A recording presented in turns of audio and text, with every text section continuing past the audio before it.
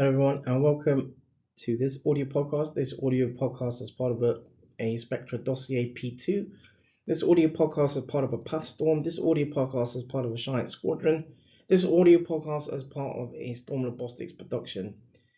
In this audio podcast, now looking at the as part of the strategies, the strategies in a previous audio podcast as part of the Spectra Dossier, as part of a Spectra Dossier series or edition. This audio podcast is part of a Spectra Dossier P2. We'll delve into sort of the outcomes in regard to the ethics aspects as part of campaign works from between 2013 and 2015, and this audio podcast will go into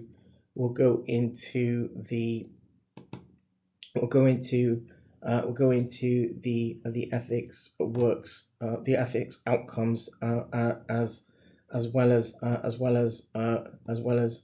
overview in regard to the peer-reviewed and published works from 2000. In regard to the peer-reviewed and published works from 2015. So the organization, one of the organizations or collaborators that attended the original all-party parliamentary kidney group, or APPKG, and the APPKG and NKF, National Kidney Federation, sort of joint in around the manifesto in around 2012. One of the collaborating organizations, the Center for Islam, or CIM, had been actively promoting ethics courses for health professionals and lay people on solid in around blood transfusion and solid organ transplantation. Some center for Islam events. Had already taken place in amongst two other regions in the United Kingdom. The CIM, or Center for Islam and Medicine, the Center for Islam and Medicine had been primarily GP or general practitioner led, as well as the courses dealing with the ethical issues facing patients from different faith backgrounds. There have been plans to introduce solid organ transplantation consent questions onto medical admissions forms. A further opportunity may arise when considering the content of the Do Not Attempt to Resuscitate, or DNRA, form as part of where those who are admitted into hospitals following serious illnesses, for example, in amongst accident and emergency, etc., where the DNA form prompts healthcare professionals to ask in serious cases, for example, asks whether patients or recipients want to be resuscitated or not, and so this particular process as part of the outcomes from the ethics strategy in this works had been primarily been a basis in where discussions had led to that, for example, general practitioners should be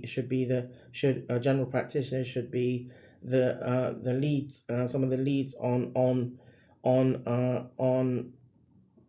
as part of process, and should also be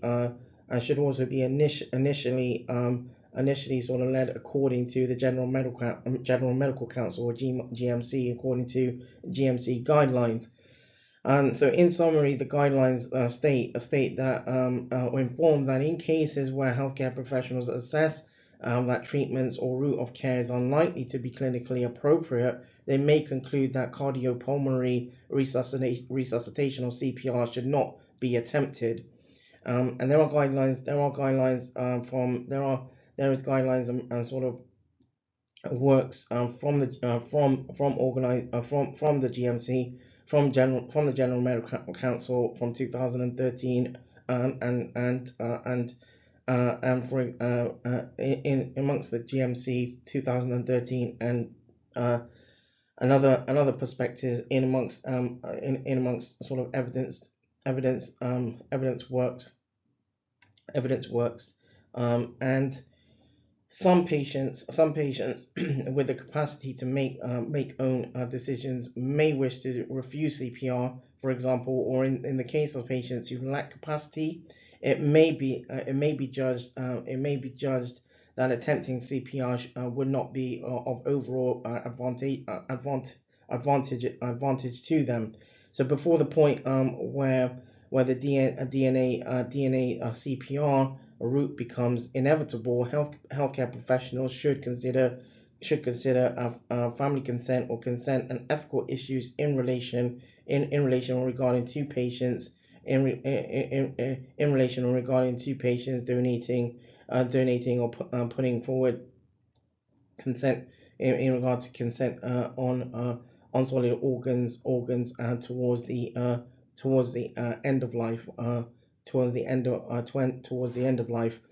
So that draws this audio podcast to a close. This audio podcast as part of a Spectra Dossier P2. This audio podcast as part of a SZtorm. This audio podcast as part of a Giant Squadron. This audio podcast as part of a Storm Robotics production.